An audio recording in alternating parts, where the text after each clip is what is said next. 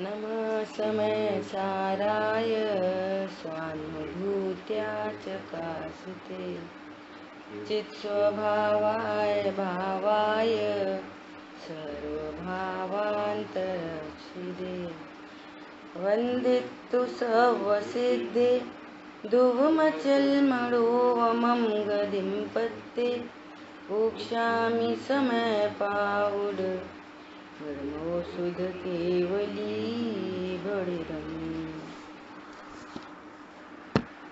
समय सार जी ग्रंथाधिराज और अपनी चर्चा चल रही है निर्जराधिकार पर, और निर्जराधिकार के अंतर्गत अपन ने कल स्वाध्याय किया 250 नंबर श्लोक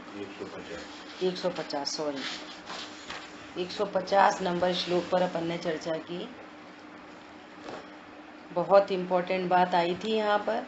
यहाँ कह रहे हैं कि पर के अपराध से तुम्हें बंद नहीं होता, स्वयं के अपराध से बंद होता है, पर के अपराध से बंद नहीं होता। स्वयं ज्ञान स्वरूप नहीं जाने तो अपराध हुआ और इससे बंद होता है। तो आचार्य देव कह रहे हैं कि उपभोग अघाती कर्म के उदय की सामग्री है, और तू ऐसी शंका करेगा कि इस उपभोग से मुझे बंद होता है तो पर के कारण तुझे बंद होता है, ऐसी मान्यता का प्रसंग आ जाएगा। ऐसा आचार्य देव कह रहे हैं। आपके परिणाम में विषय भोग अच्छे हैं, मैं भोग सकता हूँ, मुझे भोगने चाहिए, ऐसी मिथ्या मान्यता है तो बंद है। जो अपने को ज्ञान स्वरूप अनुभव करते हैं और पूर्वकृत कर्म के उदय की सामग्री है, कदाचित उसे भोगने का भाव भी है प्रत्याख्यान संबंधी, तो भी कह रहे हैं कि ये क्रिया परिणाम तुझे बांधने में समर्थ नहीं है, अर्थात अनंत संसार के हेतु नहीं है। अब आचार्य देव इसी बात को दृढ़ करने के लिए दृष्टांत द्वारा बताते हैं आगे। ये वाली बात की अमृतचंद आचार्य भगवान ने। अब देखो कुंद आचार्य देव कैसा गजब का एग्जाम्पल दे रहे हैं, एकदम प्राकृतिक एग्जाम्पल दे रहे हैं आगामी गाथाओं में। अब एक साथ 4 गाथाएं हैं, है ना। चलो 4 गाथाएं पढ़ते हैं, एक एक गाथा सब लोग पढ़ो।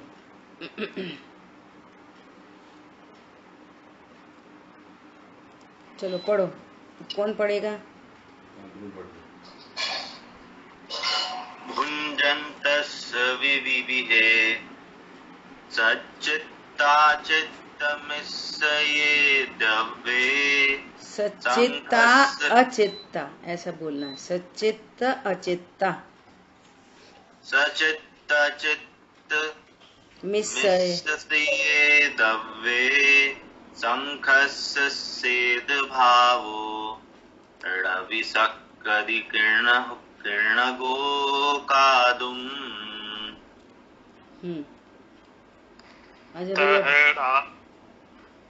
तहडारिस्स विविहे सचित्त चित्तमिस्ये तव्ये भुञ्जतस्य विडारम् रसक्कमडारतं लेतुम्।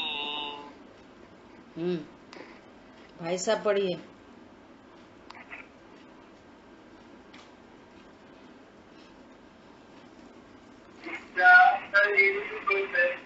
जय्यास एव शंखो सेद सहावं तयं पजहि दूरं गच्छेज्जकिन्ह भावं तय्यासु कत्तडं पजहे तहडाड़ी विभुजय्या डाड़ सहावं तयं पजहि दूर अर्णाडेड़ परिडदो तय्या आर्डाडदम गच्छे। क्या कह रहे हैं देखो, हरि गीत पढ़ेंगे। ज्यों शंख विविध सचित मिश्र अचित वस्तु भोगते, पर शंख के शुक्लत्व को नहीं कृष्ण कोई कर सके। त्यों ज्ञानी भी मिश्रित सचित अचित वस्तु भोगते, पर ज्ञान ज्ञानी का नहीं अज्ञान कोई कर सके। जब ही स्वयं को तज कर स्वीय श्वेत स्वाभाविको, पावे स्वयं कृष्णत्व तभी छोड़ता सुख लब्ध को। त्यों ज्ञानी भी जब ही स्वयं निज छोड़ ज्ञान स्वाभाविको, अज्ञान भावो परिणम अज्ञानता को प्राप्त हो। कितनी गजब की बात कह रहे हैं। क्या कह रहे हैं? शंख का उदाहरण दे रहे हैं। शंख कह रहे हैं, शंख अनेक प्रकार के द्रव्यों को भोगता है, खाता है। शंख किस किस को खाता है? सचित्त पदार्थों को खाता है ना। समुद्र में बेल वगैरह लगी रहती हैं, समुद्री पेड़ होते हैं, उनको खाता है वे सचित्त। सचित्त किसे कहते हैं? शांतनु, सचित्त किसे कहते हैं? सचित्त जिससे जीवों की उत्पत्ति हो। अरे सचित्त मतलब जीव सहित वस्तु। जीव सहित कोई वस्तु है जीव सहित है, पेड़ पौधे हैं जीव सहित है, ये सचित्त है ना। लौकी टमाटर है, क्या है? सचित्त है, जीव सहित है ना, ये सचित्त पदार्थ। अचित्त क्या है? अचित्त है, शंख मिट्टी खाता है, मिट्टी क्या है? अचित्त। ठीक है, जिसमें जीव नहीं है, अचित्त। और मिश्र, जिसमें सचित्त भी हो और मिश्र वो अचित्त भी हो, ऐसी कोई मिश्र चीज है ना। इन द्रव्यों को भोगता है, खाता है। दृष्टांत दे रहे हैं, है ना, कि शंख ऐसे पर द्रव्यों को खाता है। अब वो शंख है सफेद रंग का, वो काली मिट्टी खा रहा है, मान लो कोई समुद्री पेड़ को खा रहा है, काले रंग का है, तो काली मिट्टी खाने से शंख, सफेद शंख काला हो जाएगा क्या? कैसा उदाहरण दे रहे हैं देखो, आचार्य देव जंगल में बैठे हुए। बोलो वो हो जाएगा, काला हो जाएगा शंख? काली मिट्टी खाएगा तो काला हो जाएगा? तो कह रहे नहीं, काला नहीं होएगा। और अभी देखो, जैसे शंख अनेक प्रकार के सचित्त अचित्त और मिश्र द्रव्यों को भोगता है, खाता है, तथापि उसका श्वेत भाव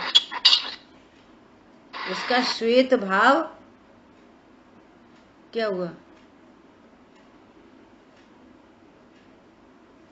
कितना बढ़िया उदाहरण है। हाँ, तथापि उसका श्वेत भाव किसी के द्वारा काला नहीं किया जा सकता। इसी प्रकार ज्ञानी किसे कहना?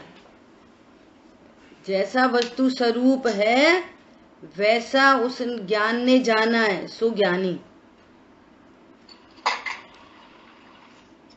ज्ञानी क्या जान रहा है अपने आप को? मैं ज्ञान स्वरूप हूँ, ध्रुव हूँ, परिपूर्ण हूँ, मेरे लिए कोई परद्रव्य इष्ट अनिष्ट नहीं है, ऐसा ज्ञानी है ना।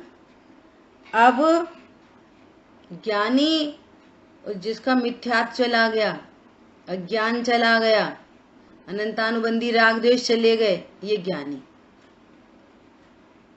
अब अप्रत्याख्यान आदि जो कषाय हैं, इनके सद्भाव में अब देखो अनेक प्रकार के सचित्त, अचित्त और मिश्र द्रव्यों को भोगे, तथापि उसके ज्ञान को किसी के द्वारा अज्ञान रूप नहीं किया जा सकता। देखो क्या बोल रहे हैं, भाषा कैसी है। ज्ञानी सचित्त को भोगे, कैसे भोगेगा ज्ञानी सचित्त को? बोलो सचित्त मतलब, अब यहाँ अपने केस में सचित्त मतलब क्या?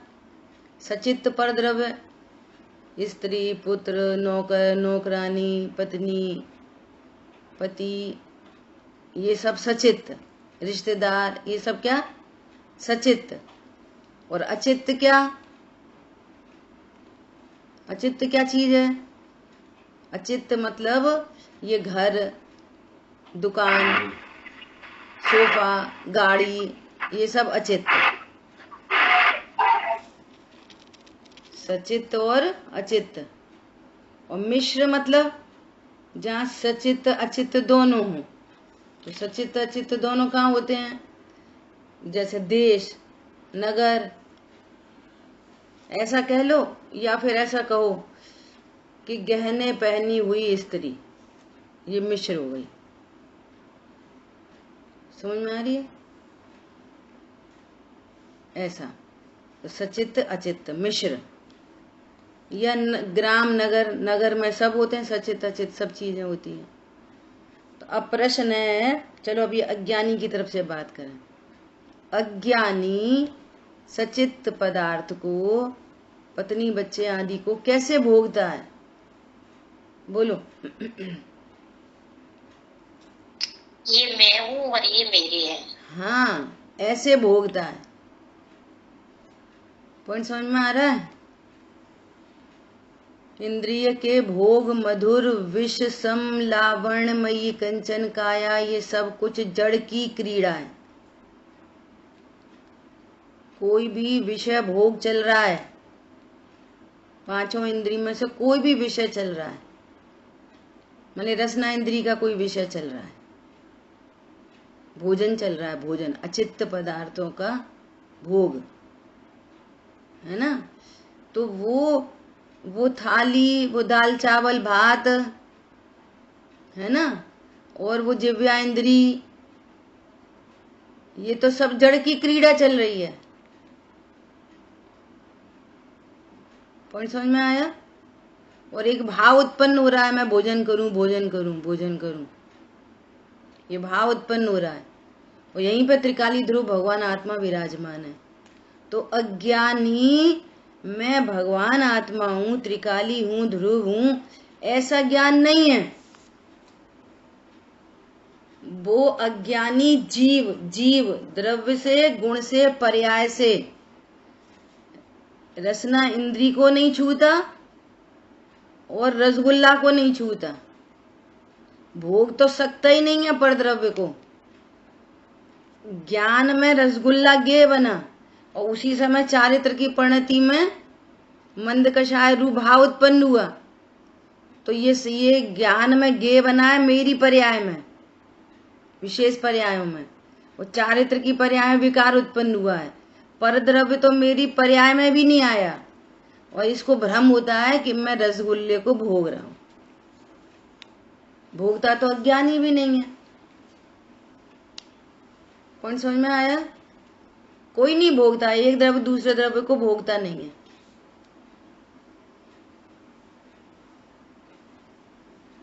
अब सब में लगा लेना, ये समझ रहा है कि मैं पत्नी को भोग रहा हूं, वो क्रिया चल रही है, लेकिन वो भोग नहीं रहा, वो ज्ञान में गे बन रहा है, वहां चारित्र की पर्याय में कषाय की मंदता है। तो ये समझ रहा मैं पत्नी को भोग रहा हूं।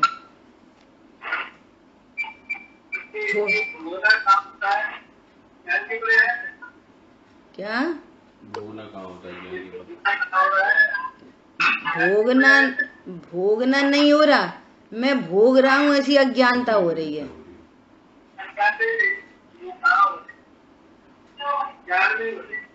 हाँ, ऐसी अज्ञानता। कोई पर द्रव्य, एक द्रव्य दूसरे द्रव्य में आता ही नहीं है।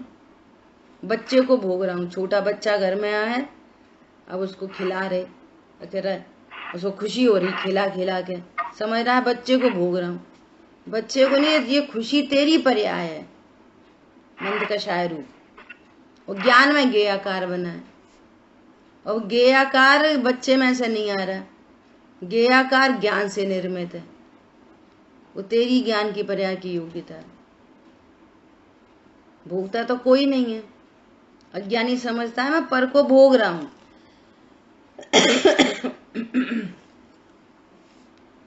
पॉइंट पकड़ में आया?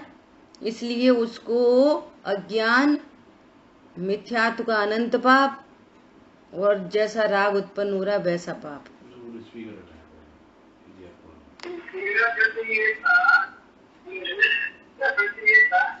देखो पहले एक बात सुनो आप, पहले तो आप है ना स्पीकर को हटाओ, तो आपकी बात एकदम बिखर के आती है, बिल्कुल क्लियर आवाज नहीं आती है।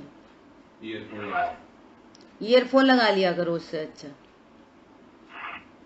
और नहीं तो डायरेक्ट सुनो, सब ऐसे डायरेक्ट बैठे रहते हैं, कोई प्रॉब्लम ही नहीं है, अच्छी आवाज होती है। हाँ बोलो, अभी पूछो क्या पूछ रहे।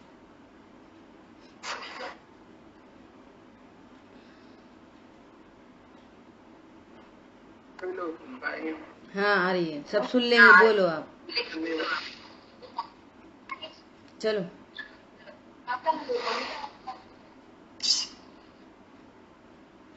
बोलिए।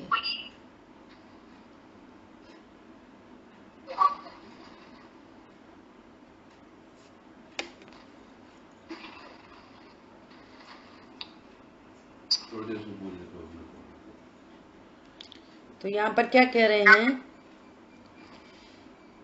कि भोगता तो अज्ञानी भी नहीं है, कोई एक द्रव्य दूसरे द्रव्य को भोग सकता नहीं है, लेकिन अज्ञानी जीव ऐसा मानता है कि मैं भोग रहा हूं।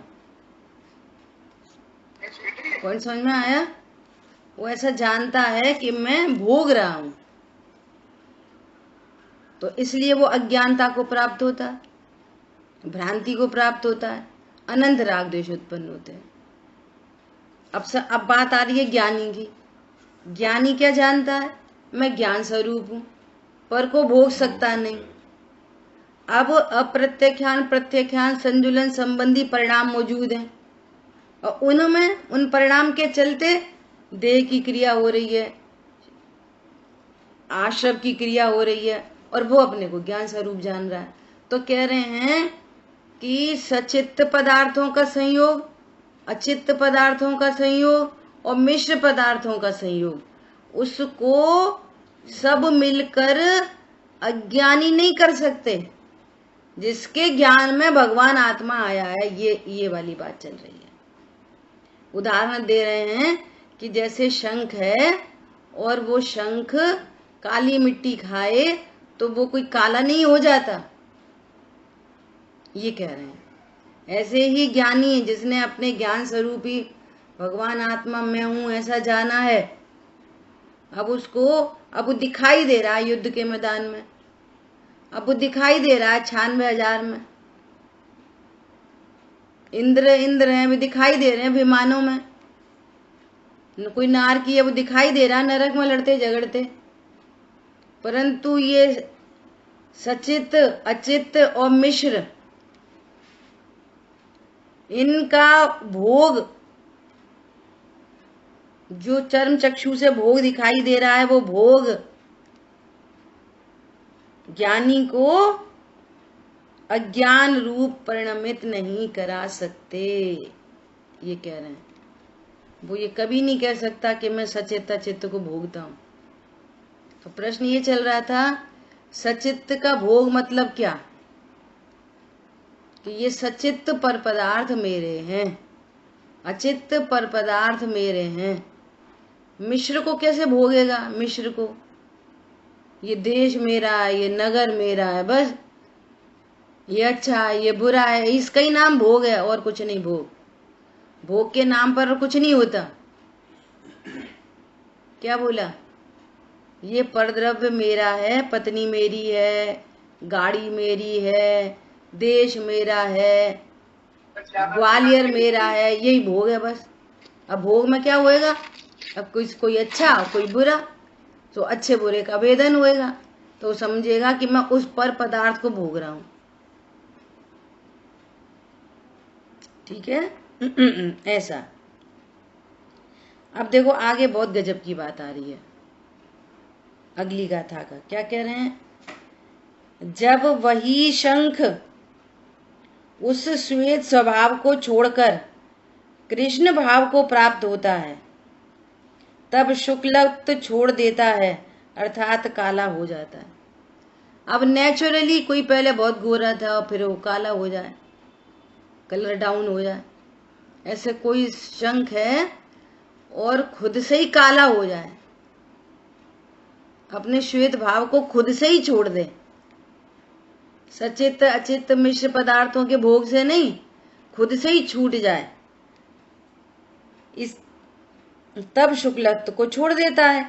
इसी प्रकार वास्तव में ज्ञानी भी जब उस ज्ञान स्वभाव को छोड़कर स्वयं ही अज्ञान रूप परिणमित होता है, तब अज्ञानता को प्राप्त होता है। उसमें परद्रव्य क्या करेंगे? वो ज्ञानी है और अपन सुनते हैं कि भाई गुड़स्थान गिर गया, चौथा गुड़स्थान था, पांचवा था, छठवा सातवा था, गिर गया, पहले गुड़स्थान में आ गया। अब स्वयं ही अज्ञान रूप परिणमित हुए, जैसे वो शंख सफेद था और स्वयं से ही काला हो जाए, तो वो कृष्णत्व को प्राप्त होगा। ऐसे कोई ज्ञानी स्वयं से ही अज्ञानता को प्राप्त हो जाए, तो दोनों केस में परद्रव्य क्या करेंगे? सचित अचित और मिश्र पदार्थ क्या कर रहे हैं? बोलो। जब स्वयं ही अज्ञान रूप परिणमित हो गया, स्वयं ही राग द्वेष रूप परिणमित हो गया, तो परद्रव्य क्या कराएंगे? कितनी बड़ी बात है।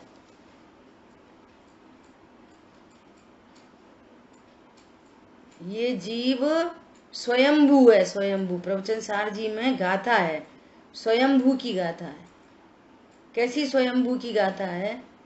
कि ये जीव किसने बनाया? बोलो, जीव को किसने बनाया? भगवान ने बनाया। किसने बनाया? पंचभूत मिलके बन गया। किसने बनाया जीव को? किसी ने नहीं बनाया, स्वयं सिद्ध है, स्वयंभू है। एक बात। दूसरी बात, इसको अज्ञानता किसने कराई? भ्रांति किसने कराई? राग द्वेष किसने कराए? कि स्वयं अपनी पर्याय को उत्पन्न करता है, स्वयंभू है। जीव को नरक कौन लेके गया? स्वयंभू है, नरक जाने के लिए भी स्वयंभू है। स्वर्ग में कौन ले गया? कि स्वर्ग जाने के लिए भी स्वयंभू है। समझ आई बात? मोक्ष कौन लेके गया? कि मोक्ष जाने के लिए भी स्वयंभू है। पर पदार्थों से कोई रिलेशन नहीं। भैया हम तो बहुत गरीब हैं, इसलिए हम सम्यक दर्शन प्राप्त नहीं कर सकते। हम बहुत गरीब हैं ना, इसलिए हमें बहुत क्रोध करना ही पड़ता है। गरीबी की वजह से बहुत क्रोध है। बोलो, ऐसा कोई बोले? परद्रव्य से परिणामों का कोई रिलेशन बनाए? हमारे पास बहुत पैसा है ना, इसलिए हमें तो बहुत घमंड है। घमंड करना होना ही चाहिए। जिसको पैसा होता है उसको घमंड होना ही चाहिए। बोलो, परद्रव्य से परिणामों का कोई संबंध है? ये जीव स्वयं ही अज्ञान रूप परिणमित होता है, स्वयं ही भ्रम रूप परिणमित होता है, स्वयं ही राग रूप परिणमित होता है। कह रहे नहीं आचार्य देव नहीं कह रहे। देखो पिछली गाथाओं में नहीं कहा कि कर्म के उदय में परिणमित होता है। कर्म के उदय में ही तो मोह होता है, कर्म के उदय से ही तो राग होता है। तो सुनो, कर्म का उदय पहले गुणस्थान से लेके 10वें गुणस्थान तक चलता है। एक समय खाली नहीं होता, एक गति को छोड़ के दूसरी गति में जाता है ना, तो विग्रह गति में शरीर संयोग कोई नहीं है, तब भी कर्म का उदय है और तब भी परिणाम है। विग्रह गति में तो शरीर भी नहीं है और संयोग भी नहीं है और तब भी परिणाम हो रहे और तब भी कर्म बंध रहे। बोलो, कोई ऐसा विचार करे, संयोगों के कारण क्रोध आता है, तो विग्रह गति में कौन सा संयोग है? वहां तो शरीर भी नहीं है। जीव की योग्यता से क्रोध हुआ, जीव की योग्यता से क्षमा हुई, जीव की योग्यता से धर्म हुआ। तो कर्म का उदय तो पहले गुण स्थान से लेकर 10वें गुण स्थान तक है। तो कर्म का उदय आता रहेगा और यह राग होता ही रहेगा, तो गुण स्थान की वृद्धि कैसे होगी? कर्म के उदय को गौड़ करके, उत्पन्न होते हुए परिणामों को भी गौड़ करके, इन्हीं समस्याओं के बीच में वो जीव तत्व ज्ञान करके स्वभाव सन्मुख होता है। तो कर्म क्या करता है? कुछ नहीं करता। वो राग भी क्या करता है? जीव को दुखी नहीं। राग की परिणति बन रही है और जीव स्वभाव सन्मुख है, तो वो राग भी जीव को दुखी नहीं कर सकेगा। क्या बोला? तो बारंबार स्वभाव की सन्मुखता और वो कर्मों का अभाव और राग का अभाव, ऐसे विधि बनती है। कोई परद्रव्य राग नहीं करा देता। और जो जिनवाणी में कहा गया कि परद्रव्य के कारण राग होता है, वो उपचार का कथन है, तुम्हारा स्वभाव बताने के लिए वो कथन था कि ये इससे दृष्टि हटे और तुम अपने स्वभाव को जानो। कर्म को बीच में क्यों लेके आए कि भैया तुम्हारी कर्म का नाटक है, तुम इनको दोष मत दो, पर की दोषारोपण की वृत्ति हटे, पर क्यों ना, ये इसलिए कर्म बीच में।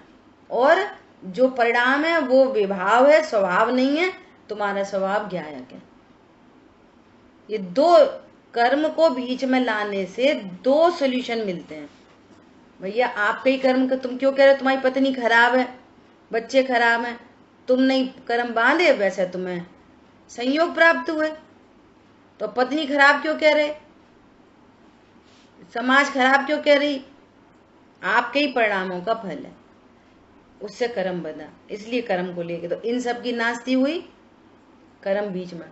अब कर्मकृत जो परिणाम है वे स्वभाव नहीं है, ऐसा बताने के लिए कर्म को बीच में लेके आए। ये तुम्हारा स्वभाव नहीं, तुम त्रिकाली ध्रुव हो, ये पर्पज है कर्म को बीच में लाने का।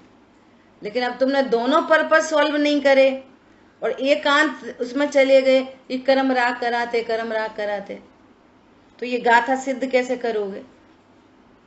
यहाँ तो कह रहे हैं मिश्र सचित अचित का भोग ज्ञानी को अज्ञान रूप परिणमित नहीं करा सकता। जो भोग दिखाई दे रहा है वो शरीर की क्रिया है, जो परिणाम है वो अप्रत्याख्यान संबंधी भाव है, वो अनंत बंध का कारण नहीं है। और जो ज्ञान है वो अपने को ज्ञायक अनुभव करता है, श्रद्धा में मैं ज्ञायक हूं ऐसा विश्वास है, चारित्र की परिणति स्वरूप में स्थिर है, तो उतनी वीतरागता है, उतना आनंद उसको प्रति समय चल रहा है।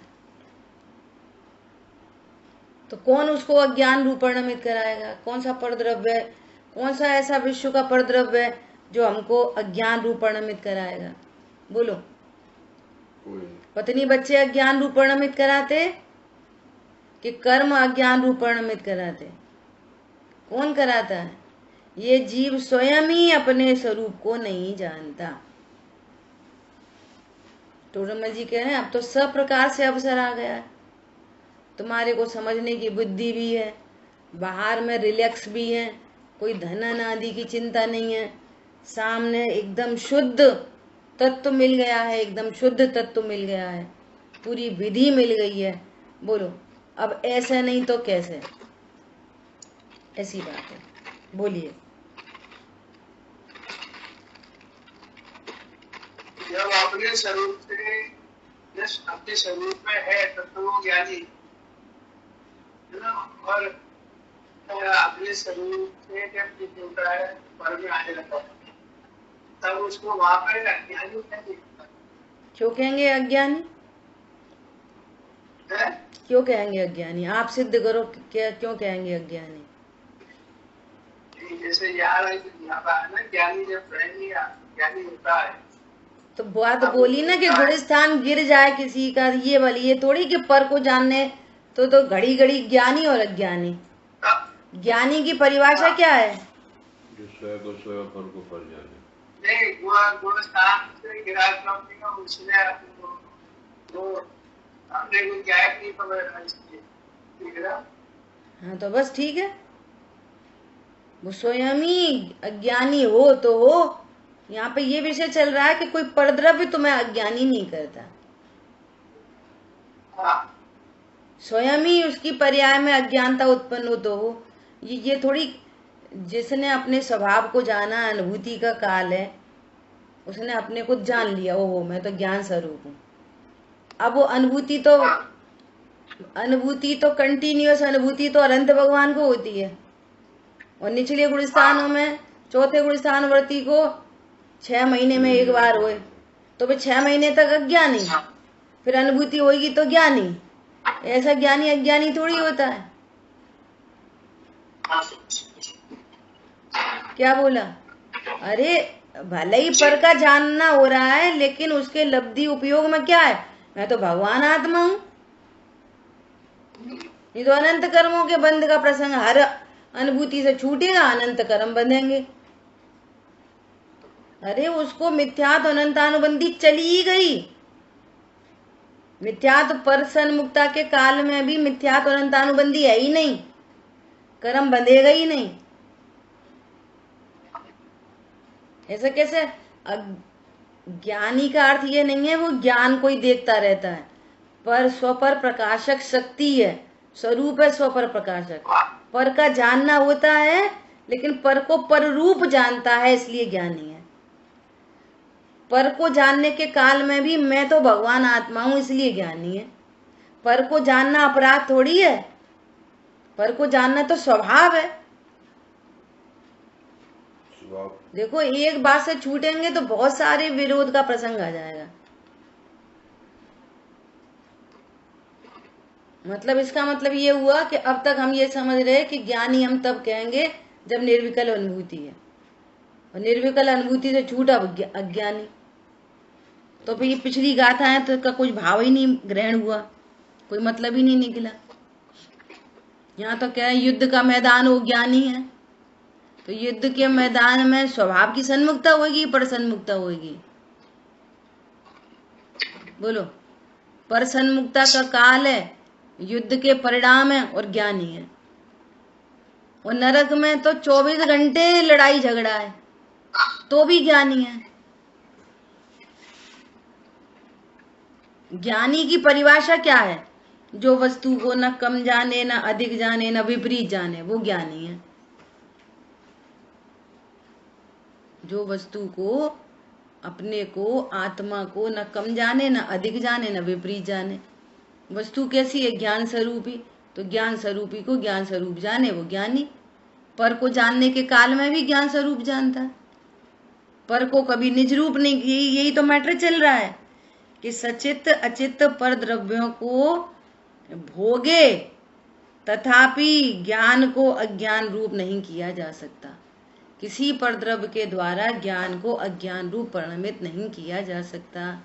भोगता हुआ दिख रहा है और वो अपने को अभोक्ता जान रहा है, इसलिए ज्ञानी है।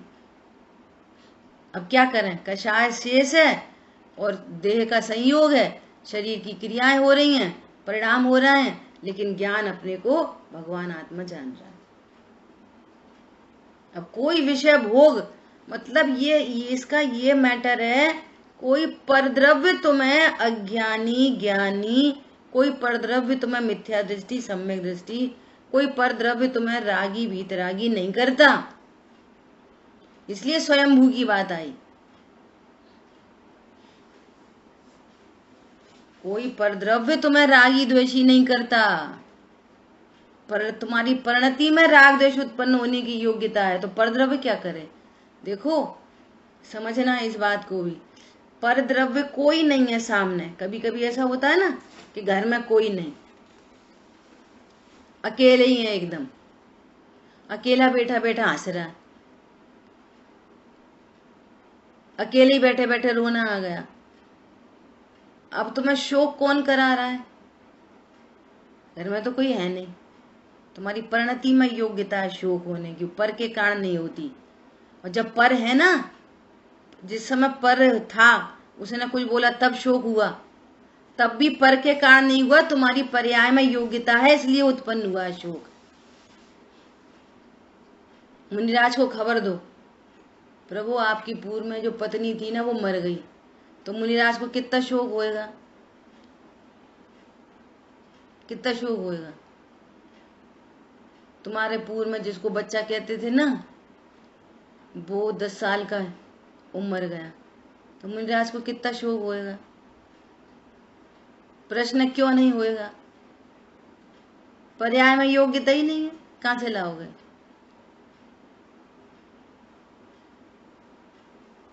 समझ में आ रही है बात?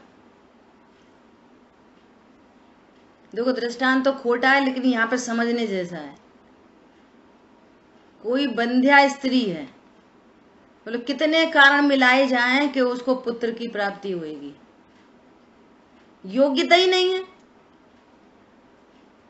अनेक कारण मिलाने पर भी योग्यता नहीं है, तो पुत्र की प्राप्ति नहीं होती।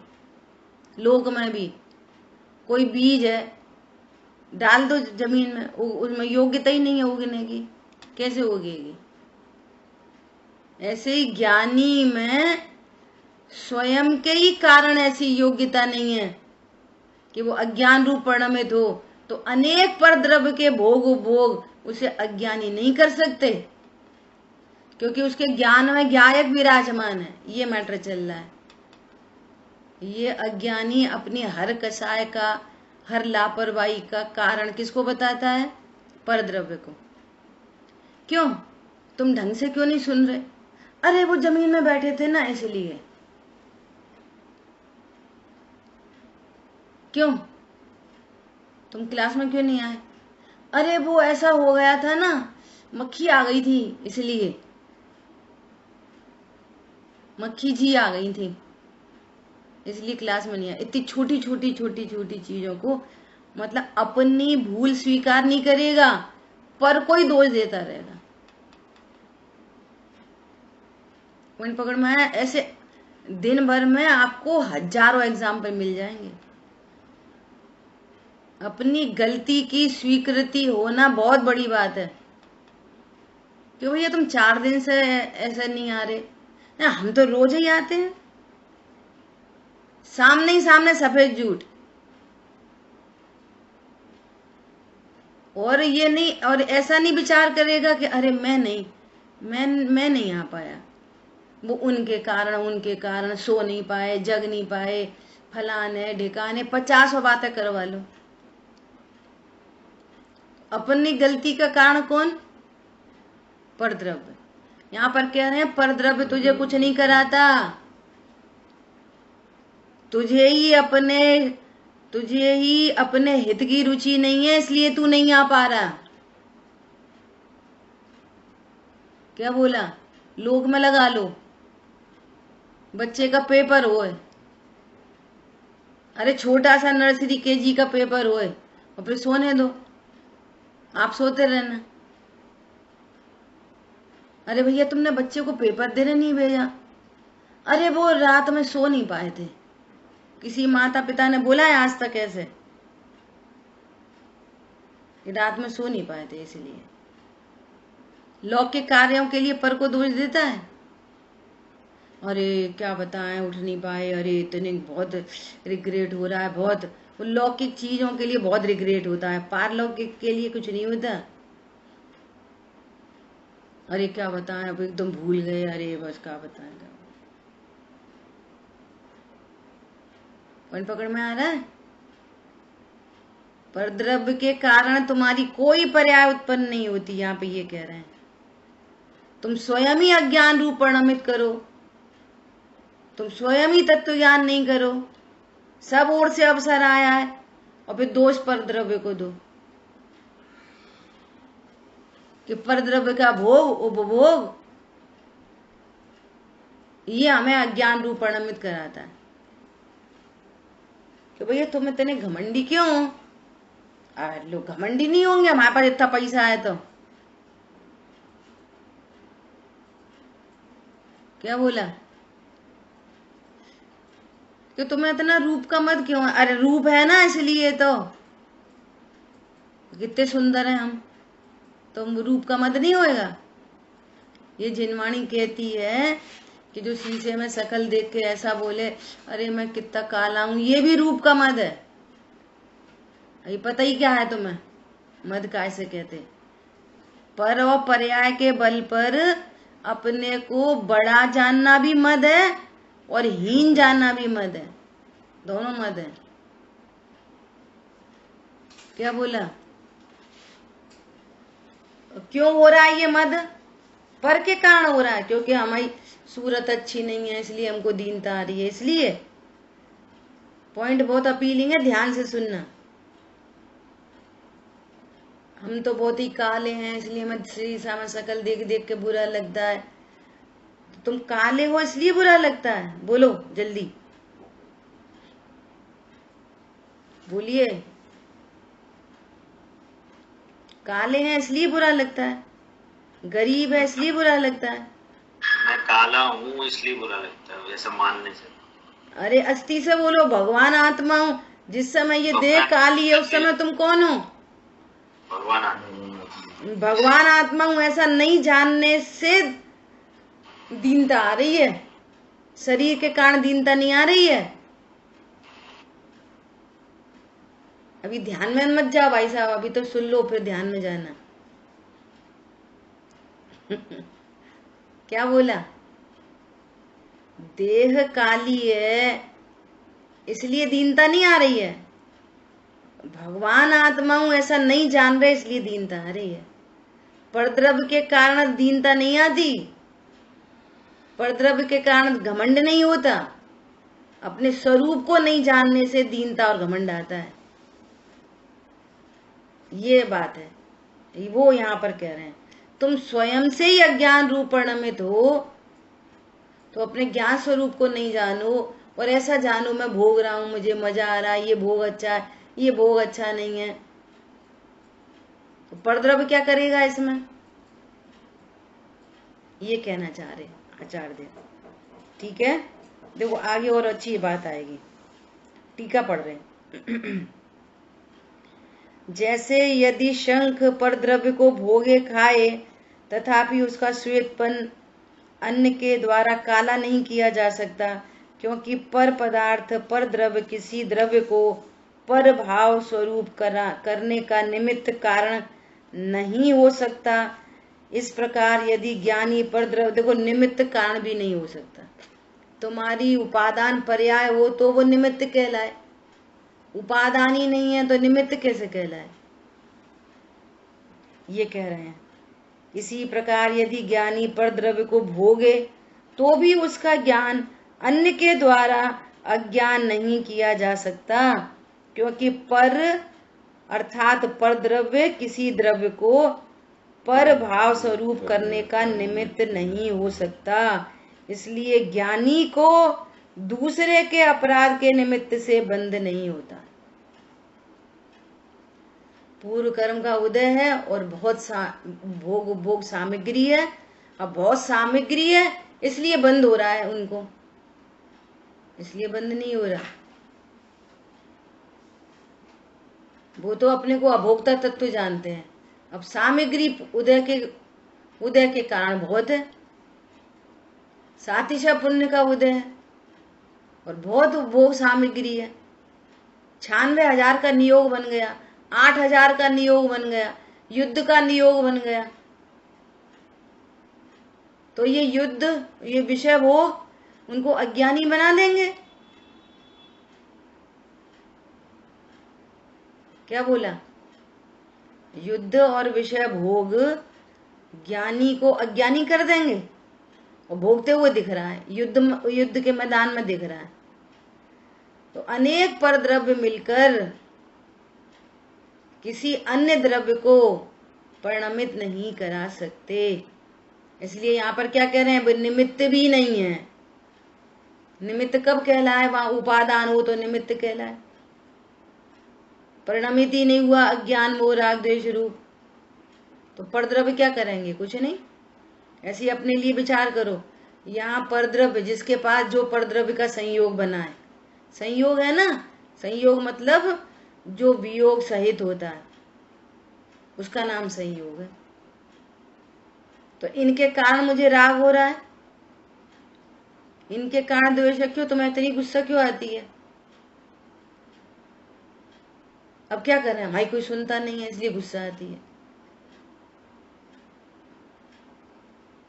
तो कैसी कैसी स्थिति है कि एक संयोग ऐसा है वो बोलता रहा कि भैया गुस्सा मत कम करा करो, धीरे करा करो, धीरे बोलो, अच्छे से बोलो, और प्रसंग ही नहीं बनने दे।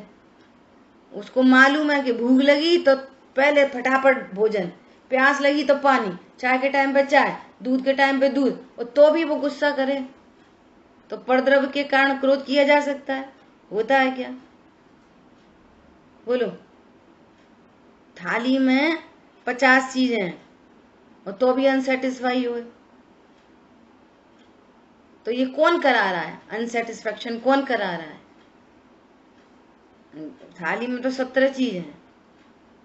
योग्यता जो परद्रव्य के द्वारा नहीं लाई जा सकती।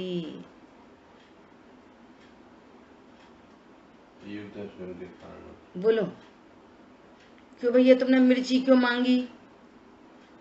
मिर्ची क्यों मांगी? अब दाल में मिर्ची नहीं थी इसलिए तो मिर्ची मांगी? नहीं, मिर्ची के प्रति राग, मैं भोग सकता नहीं ऐसी अज्ञानता, मिर्ची खाने से सुखी नहीं होता ऐसी अज्ञानता, ऐसा भ्रम, फिर उसके प्रति राग, फिर इसको खाऊंगा तो मजा आएगा, ऐसे पागलपन से मिर्ची मांगी जाती है।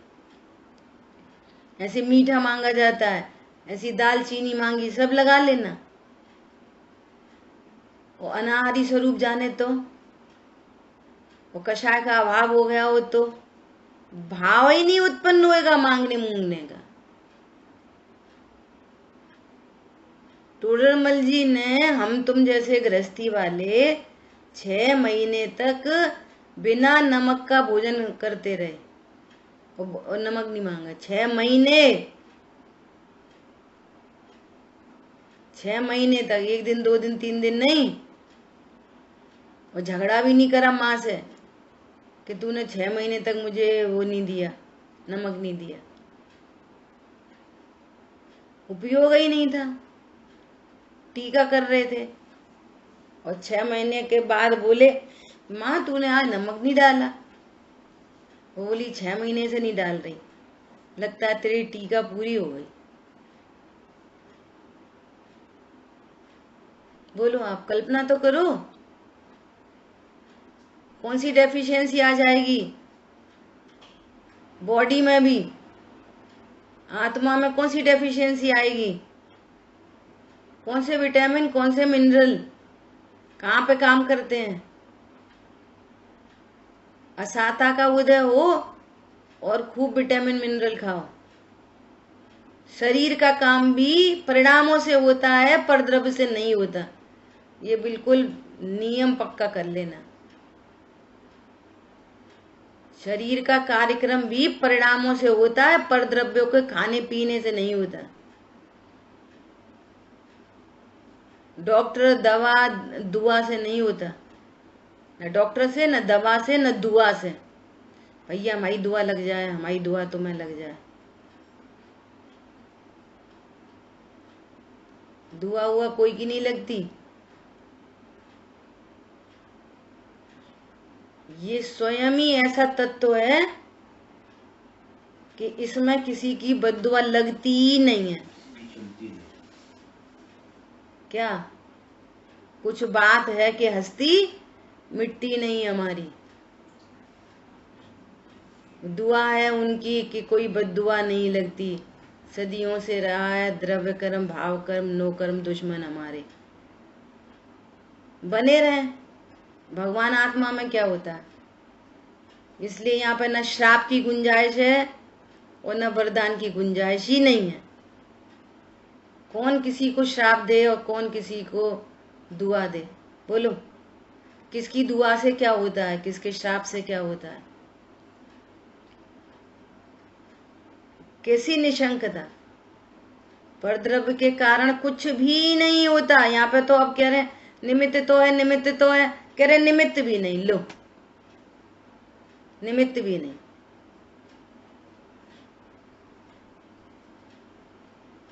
क्या बोल रहे हैं, ज्ञानी को दूसरे के अपराध के निमित्त से बंध नहीं होता।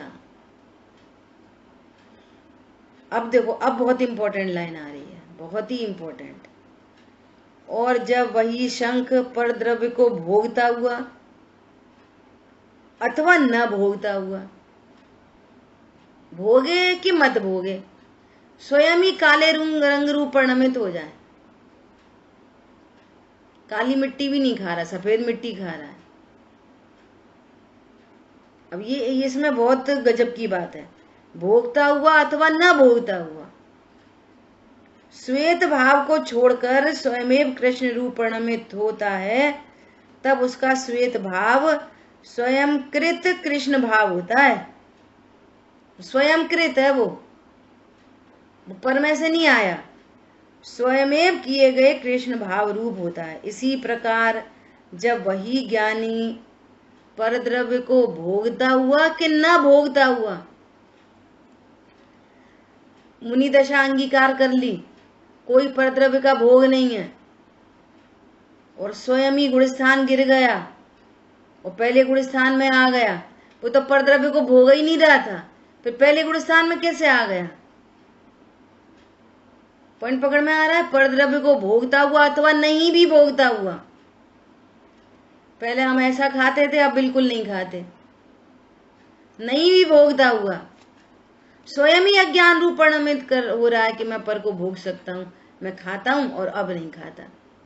पहले पहनता था, अब नहीं पहनता। क्या बोला, पर को नहीं भी भोगता हुआ। स्थूल दृष्टांत दिया ना, घर में कोई नहीं है, अकेला है, एकदम अकेला, तो ही रोने लग गया। अकेला है एकदम, तो ही हंसने लग गया। परद्रव्य तो कोई है ही नहीं, फिर भैया ये दुखी क्या को हो गया। और बहुत बड़ा एग्जाम्पल विग्रह गति का। विग्रह गति में तो शरीर भी नहीं है, विग्रह गति में तो अभी शरीर भी नहीं है, फिर कषाय रूप परिणमित कैसे हो रहा है, बोलो। विग्रह गति के समयों में एक समय, दो समय, तीन समय, कोई बीतरागी थोड़ी रहता है जीव। हर समय ज्ञान श्रद्धा चारित्र की पर्याय उत्पन्न हो रही है। एक क्षण बाकी नहीं होगा जिस समय ज्ञान श्रद्धा चारित्र की पर्याय नहीं उत्पन्न हो। और विग्रह गति के अंदर भी ज्ञान श्रद्धा चारित्र की पर्याय उत्पन्न हो रही है। काय को हो रही है, स्वयं की योग्यता है। क्यों हो रही है, मत शरीर भी नहीं है, शरीर के मारे आफत है, शरीर भी तो नहीं है। संयोग मतलब राग है वो इंडिपेंडेंट है, संयोग के मारे आफत है। हाँ, इंडिपेंडेंट है, संयोग के मारे आफत है, मतलब संयोग भी नहीं है। और विग्रह गति के तीन समय में वेदना समुद्घात हो जाए, कषाय समुद्घात हो जाए, इतने तीव्र कषाय कि पूर्व उदर तक फैल जाए, उसके प्रदेश फैल जाए। बोलो कैसी क्यों बनती है स्थिति ये, स्वयं की योग्यता के कारण। कोई किसी अन्य के द्वारा अज्ञानी नहीं किया जाता, किसी अन्य के द्वारा रागी नहीं किया जाता, किसी अन्य के कारण द्वेषी नहीं किया जाता, किसी अन्य के कारण क्रोधी नहीं किया जाता, मान नहीं किया जाता, मायाचारी नहीं की जाती, हास्य नहीं किया जाता, रति अरति सब लगा लेना टोटल। अन्य के कारण कुछ नहीं होता। और कह रहे हैं यहाँ तो ये कह रहे हैं निमित्त भी नहीं होता। निमित्त तब कहेंगे जब तुम्हारी उपादान योग्यता है, निमित्त भी नहीं होता, ऐसा कह रहे हैं। निमित्त बिना उपादान योग्यता के नहीं होता। हाँ, उपादान है तो निमित्त पे आरोप जाएगा, उपादान नहीं है तो निमित्त पे आरोप भी नहीं जाएगा। और उसमें भी अंतरंग निमित्त कर्म है, परद्रव्य तो बहुत दूर की चीज है। जो क्रोध उत्पन्न हुआ ना, उस क्रोध में अंतरंग निमित्त नियामक कारण कर्म का उदय है, न कि नो कर्म। उनने हमसे बुरा बोल दिया इसलिए हमें क्रोध उत्पन्न हुआ। नहीं, बुरा बोलने से नहीं हुआ, आपकी क्रोध की योग्यता और उधर द्रव्य कर्म का उदय, ऐसा। अभी लगा लेना, दिन भर करो प्रैक्टिकल। कैसे भी भाव उत्पन्न हो और पर को दोष देने की वृत्ति हो तो विचार करना कि ये परिणाम पर में से नहीं आए।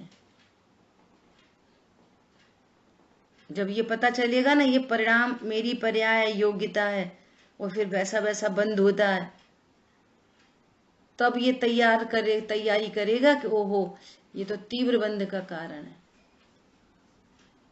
मुझे इसका अभाव करना चाहिए। तब अभाव करने की प्रोसेस में आएगा।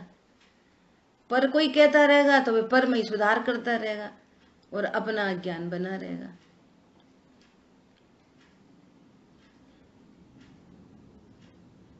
पॉइंट आया ख्याल में?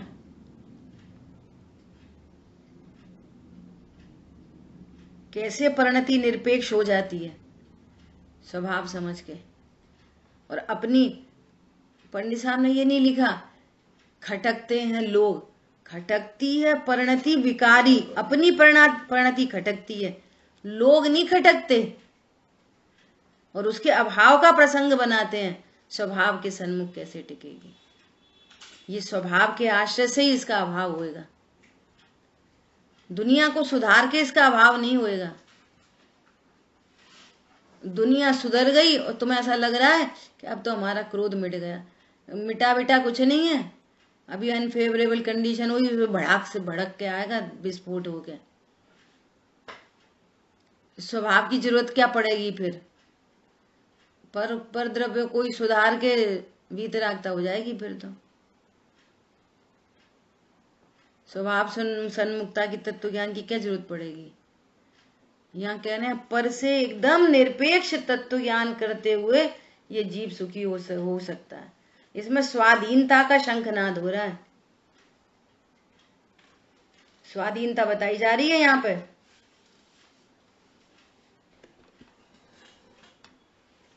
जीव स्वयंभू है, इसकी सर्व पर्याय स्वयंभू है, कोई पर्याय पर के कारण नहीं है। ये नरक जाने के लिए भी स्वतंत्र है, स्वर्ग जाने के लिए भी स्वतंत्र है, त्रियंच गति जाने के लिए स्वतंत्र है, भगवान बनने के लिए भी स्वतंत्र है। अरे तुम्हें नहीं पता, हमारी सास तो ऐसी है कि हम स्वाध्याय करने बैठे हैं सोई काम में लगाती हैं। सुनो, आप रोटी बना रहे, रोटी बनाने के काल में चिंतन चल रहा, बोलो कौन, किसको पता क्या चिंतन कर रहे हो आप? रोटी बनने के काल में क्या विचार चल रहे हैं, कौन रोक सकता है? बोलो। आप भेद विज्ञान की प्रोसेस में चल रहे हो, कौन रोक सकता है? जड़ चेतन की सब परिणति प्रभु अपने अपने में होती है, कौन किसे रोक ले? जिसको धधक लगती है ना अपने हित की, ऐसे ऐसे एग्जाम्पल हैं कि परिवार में सब ऐसे विरोधी तत्व,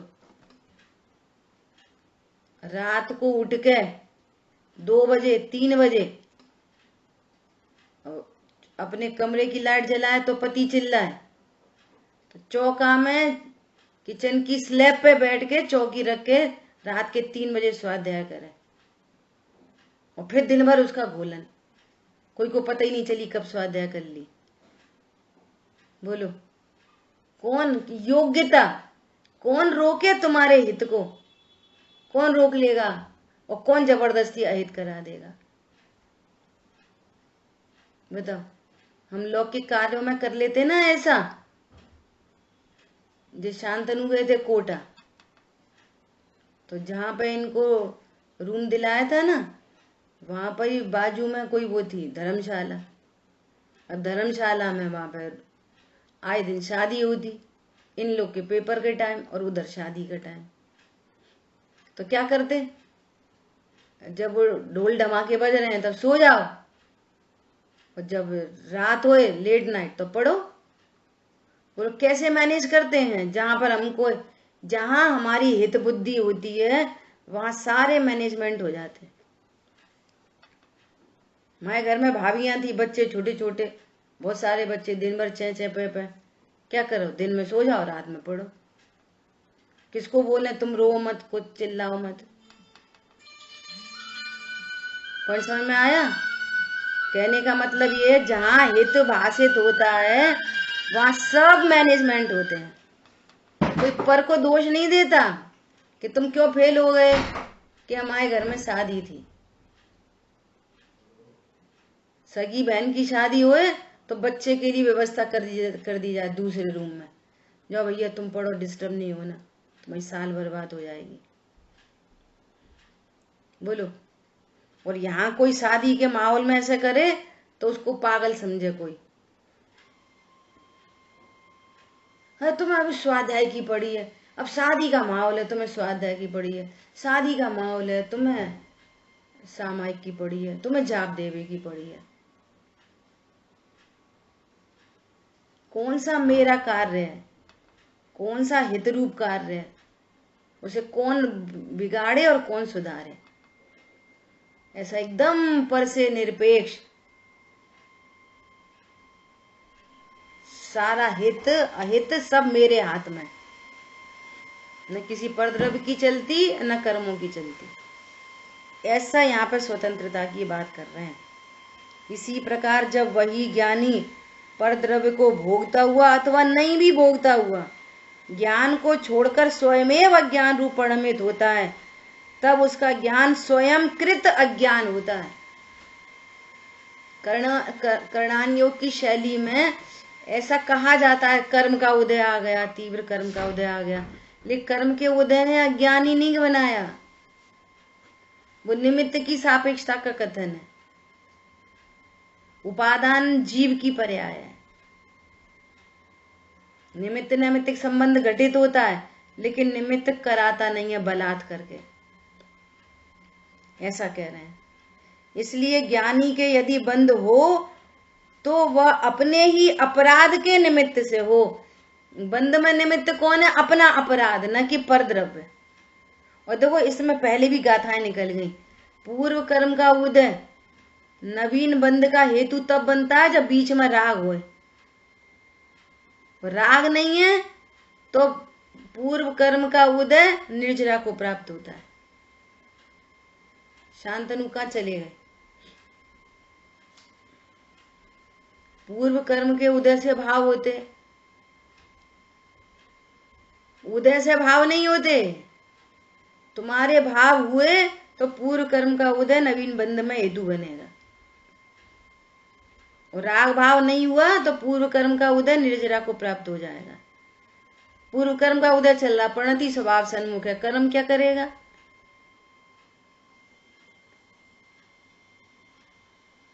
ऐसी बात चल रही है। क्या बोल रहे हैं? यदि ज्ञानी, इसलिए ज्ञानी के यदि बंध हो तो वह अपने ही अपराध के निमित्त से हो, पर के अपराध से तुझे बंध नहीं होता। ये बात चल रही है।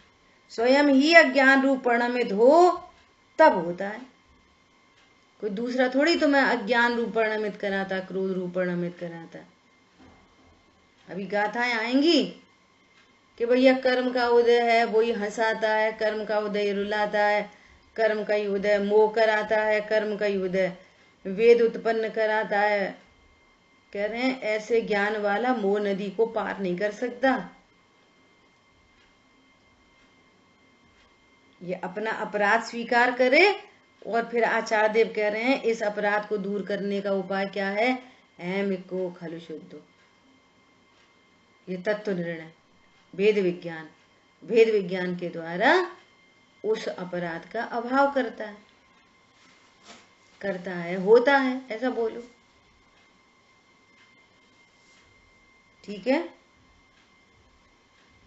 भावार्थ, जैसे श्वेत शंख पर के भक्षण से काला नहीं होता, किंतु जब स्वयं ही कालिमा रूप परिणमित होता है तब काला होता है, इसी प्रकार ज्ञानी पर के उपभोग से अज्ञानी नहीं होता, किंतु जब स्वयं ही अज्ञान रूप परिणमित होता है तब अज्ञानी होता है और तब बंद होता है। जो कुछ है वो स्वयं कृत है। ठीक है। ऐसा इन 4 गाथाओं का भाव था। शेष चर्चा अपन आगे करेंगे। जिनवाणी के ज्ञान से सूझे लोकालोक, सुवाणी मस्तक नमो सदा देतु हूँ दो। बोलिए द्वाशांग मई जिनवाणी माता की जय। जय जिनेन्द्र सभी को। जय